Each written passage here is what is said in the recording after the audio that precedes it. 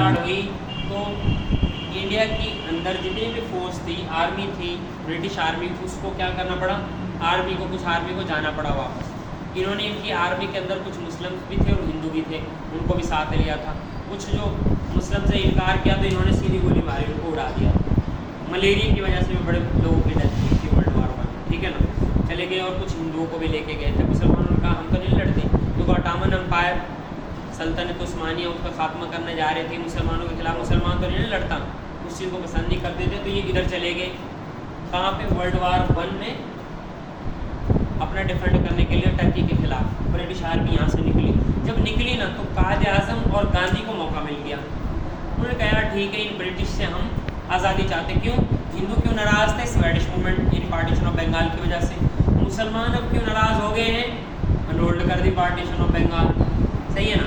दोनों पार्टी नाराज थे। अब ये दोनों के दोनों मिल के चाह रहे थे सब कॉन्टिनेंट से, इंडिया से इनको निकाल दें ब्रिटिश को, ठीक है ना।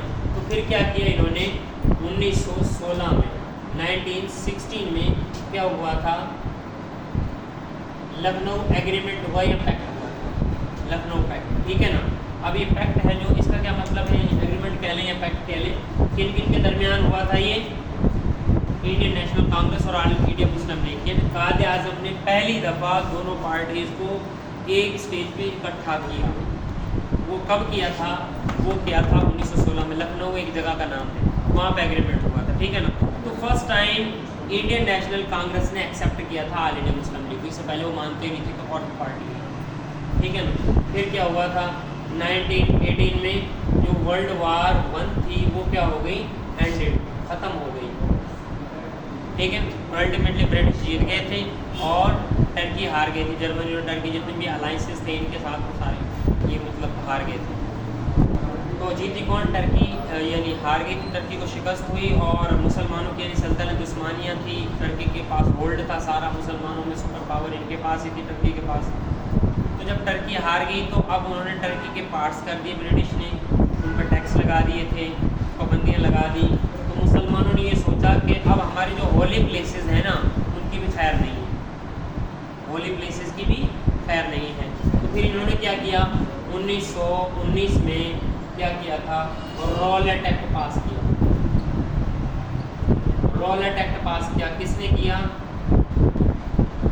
Indian legislative council, Indian legislative council है जो, उन्होंने रॉलेट एक्ट पास किया।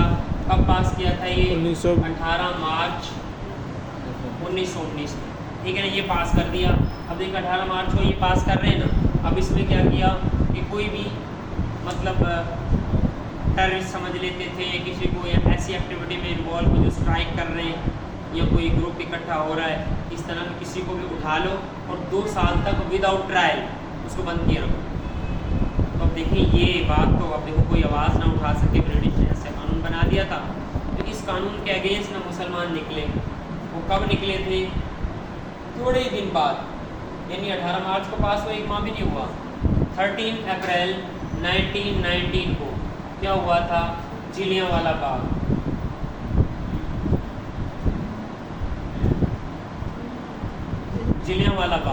जलियांवाला बाग हुआ था इंसिडेंट, या इसको अदर नेम क्या कहा जाता है, अमृतसर मैसेकर ये कहा जाता है, ठीक है। जलियांवाला बाग का दूसरा नाम क्या है, अमृतसर मैसेकर, क्योंकि अमृतसर में ये जगह है, ठीक है। जलियांवाला बाग बेसिकली क्या है, एक पार्क है, इस तरह के पार्क, एक इधर गेट है, एक इधर गेट है, ठीक है ना। तो ब्रिटिश ने क्या पब्लिक मीटिंग्स बैन कर दी थी, लोग इकट्ठे नहीं होंगे, ये इकट्ठे हो गए थे। तो उनका जो एक जनरल था, जनरल डायर, इसने हुक्म दिया कि सीधी इनके ऊपर फायरिंग कर दें। तो वो आए, इधर से आए, उन्होंने मुसलमानों के ऊपर पीसफुल, हालांकि वो कर रहे थे अपना एहतजाज, ये इकट्ठे हो रहे थे पब्लिक मीटिंग, कोई तोड़ फोड़ कोई ऐसा चक्कर नहीं था, सीधी गोलियाँ मारी। तो लगभग 380 के करीब मुस्लिम्स थे, वो बेचारे शहादत उनको मिली, और बाकी तकरीबन 1200 से ज़्यादा इंजर्ड हो गए थे, जख्मी हो गए। ओके हो गया। जलियांवाला बाग का पता चल गया आपको क्या था, ठीक है ना, क्या इंसिडेंट था, कहाँ पे हुआ था ये, ठीक है। इसके बाद 1919 में ही क्या हुआ था, खिलाफत मूवमेंट स्टार्ट हुई थी। खिलाफत मूवमेंट स्टार्ट हुई थी। अब खिलाफत मूवमेंट क्या थी, किसने स्टार्ट की थी, ये मैं आपको बताता हूँ। ठीक है, ये मैं रेज करने लगा हूँ। खिलाफत मूवमेंट जो स्टार्ट हुई थी, ये हुई थी for the protection of holy places और सल्तनत उस्मानिया को सेव करने के लिए। ठीक है, ओटोमन एम्पायर था जो ख़त्म हो जाएगी, सल्तनत उस्मानिया उनकी होल्ड में थी, सारा ख़त्म हो जाएगा और होली प्लेसेस को बचाना है, यानी खाना काबा, मक्का मदीना। अब वो लोग मतलब ये हॉली प्लेसेस है ना, जो ये भी ब्रिटिश के अंडर आ जाएंगी और ये बेहुरमती करेंगे। तो फिर 1919 में ही क्या हुआ था, ये खिलाफत मूवमेंट यानी ये तहरीक स्टार्ट हुई। ठीक है, किसने स्टार्ट की थी, मौलाना मोहम्मद अली जौहर ने, मौलाना मोहम्मद अली जौहर या फिर अलीस बरादरान। अलीस बरादरान का मतलब क्या है, मौलाना मोहम्मद अली जौहर और मौलाना शौकत अली। ठीक है ना, मतलब ये दोनों भाई थे, मौलाना मोहम्मद अली जौहर और मौलाना शौकत अली सगे भाई थे। इस वजह से इस मूवमेंट का नाम क्या दिया गया था, अली बरादरान मूवमेंट भी कहते हैं। जिसने स्टार्ट की थी, मौलाना मोहम्मद अली जौहर ने स्टार्ट की थी। कब की थी, 1919 में। किस लिए की थी, for the protection of holy places और ओटोमन एम्पायर, उनको बचाने के लिए। ठीक है ना। अब इसके बाद आ जाते हैं हम 1920 में क्या हुआ था। 1920 में एक तो कायद आज़म ने रिज़ाइन दिया था, मोहम्मद अली जिना है जो, उन्होंने इंडियन लेजिस्लेटिव काउंसिल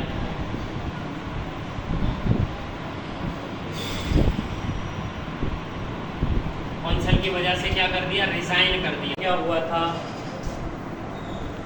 हिजरत मूवमेंट स्टार्ट हो गया। हिजरत मूवमेंट ये भी for the protection of holy places. और ये देखें इस तरह से, ये क्या था, ये इंडिया। ठीक है, और इंडिया में ये वाली जगह है जो आपको पता होगा कि ये यहाँ से लोग थे, इसको क्या कहते हैं, बाबुल इस्लाम।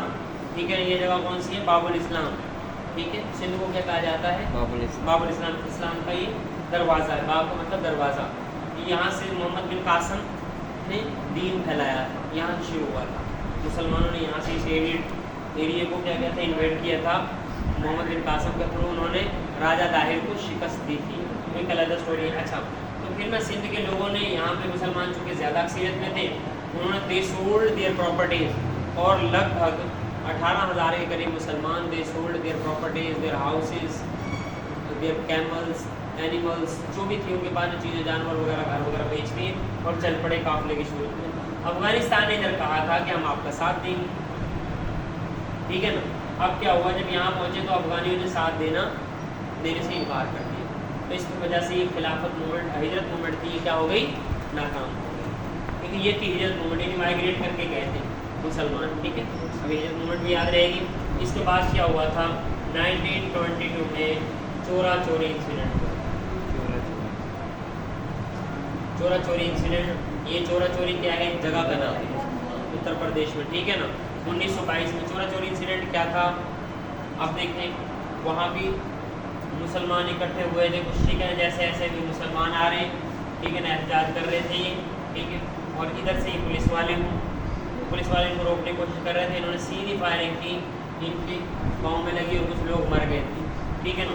तो फिर ये सारे लोग क्या हुए, तो ये PS है, यानी ये पुलिस स्टेशन है। इस पुलिस स्टेशन के पास आ गए, पुलिस वाले भी भागे, ये भी पीछे भागे, मुसलमान भी।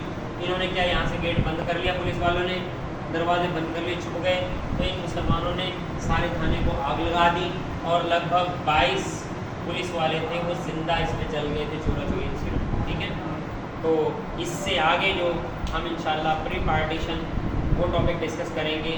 तो वीडियो को लाइक कीजिए, सब्सक्राइब कीजिएगा, और जितने भी ये इम्पोर्टेंट टॉपिक करवाए हैं ये बहुत वेरी इंपॉर्टेंट है हर तरह के एग्जाम में, CSS में, PMS में, वन पेपर में, ADFIA में और AD लैब में। इस तरह के बड़े बड़े एग्जाम में ये क्वेश्चन कई दफ़ा पूछे गए। तो अपना बहुत सारा ख्याल रखिएगा।